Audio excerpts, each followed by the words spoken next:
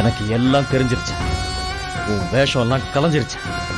நீ இவ்வளவு நாள் போட்ட நாடகத்தை அந்த வீரசேகரனோட பொண்ணு ஆதாரத்தோட சொல்லிட்டா. கொஞ்சம் கூட மனசாட்சியே இல்லாம இவ்வளவு பெரிய துரோகத்தை பண்ணிருக்கியே. நீ எல்லாம் ஒரு மனுஷியா? அம்மாவை விட உன்னை ஒரு படி நான் மேல வச்சிருந்தேன். உன்னை ஒரு அம்மாவை மட்டும் இல்லாம தெய்வமா நினைச்சிட்டு இருந்தேன்.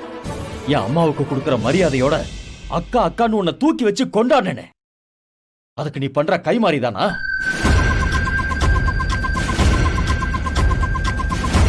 இந்த உலகத்திலேயே எனக்காக நல்லது நினைக்கிற ஒரே ஜீவன் நீதான்னு நான் நினைச்சிட்டு இருந்தேன். நீ என் கூட இருக்கிறது என்னோட பலம்னு நான் நம்பிட்டு இருந்தேன். ஆனா என் கூடவே இருந்துகிட்டு மனசுல இவ்வளவு வன்மத்தை வச்சிட்டு இருந்தல்ல நீ. இத நான் எதிர்பார்க்கல. ஏன் இப்படி எல்லாம் பண்ணி தொலைச்ச? சொல்லுக்கா. என் பொண்ணு உனக்கு அப்படி என்ன பாவம் பண்ணா? அவளை ஏன் என்கிட்ட இருந்து பிரிச்ச? ஒவ்வொரு தடவையும் உன்னை அக்கா அக்கான்னு பாசத்தோட கூப்பிட்டேனே. அப்ப நம்ம தம்பிக்கு துரோகம் பண்றோன்னு உன் மனசாட்சிக்கு கொஞ்சம் கூட உறுத்தல? சரி, என்ன விடு. நம்ம அப்பாவை கொல்றதுக்கு உனக்கு எப்படி மனசு வந்துச்சு? இந்த உலகத்துல பெத்த அப்பாவை கொண்ட ஒரே பொம்பளை நீயாதான் இருப்ப.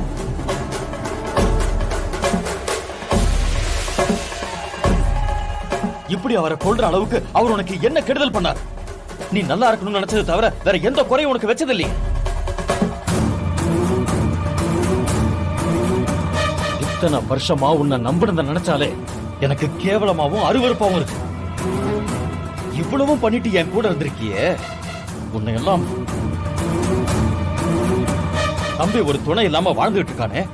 இதோ வள்ளி என் பொண்ணு சின்ன வயசுல இருந்து அம்மா இல்லாம வளர்ந்துட்டு இருக்காளே. அப்படின்னு உனக்கு தோணவே இல்லைல்ல? ரத்த பாசம் உனக்கெல்லாம் கொஞ்சம் கூட இல்லவே இல்லையா?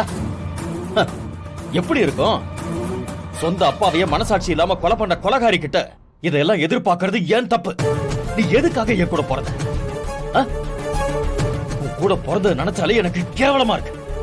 உன் அக்கான்னு சொல்றதுக்கு அசிங்கமா இருக்கு. நீ இவ்வளவு பண்ணியோ எதுவுமே தெரியாம கொலைகாரியான உன்னை இத்தனை நாளா நம்பிட்டு இருந்த பாரு. என்ன சொல்லணும்? எதுக்காக பண்ண சொல்லு. எதுக்காக பண்ண சொல்லி சொல்ல. உனக்கு என்ன வேணும்? பேசி முடிச்சிட்டியா? எல்லாருக்கும் ஆணாதிக்கம். அன்னைக்கு அப்பாவுக்கு அப்புறம் நான் தான் இருந்தேன்.